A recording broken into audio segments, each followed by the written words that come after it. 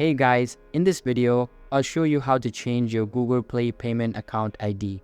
Alright, let's begin.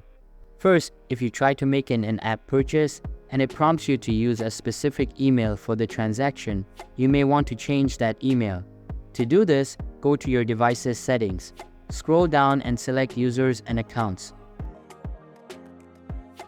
From here, choose the Google option since multiple Gmail addresses may be logged in on your device. Next, locate the email that appears during the payment transaction. Click on the three dots next to that email and select Remove. Don't worry, you can add this account back later. After removing the email, go back to the Google Play Store. In the Play Store, tap on your profile icon from the drop-down menu. Then tap on Add another account and select Google. Here, you can easily add the Google account that you just removed. Once you've added the account back, open your app again during the purchase process. You will see that the payment email has been changed successfully.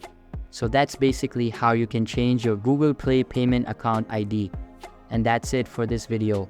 If you find this helpful, consider subscribing and giving this a big thumbs up. Thanks.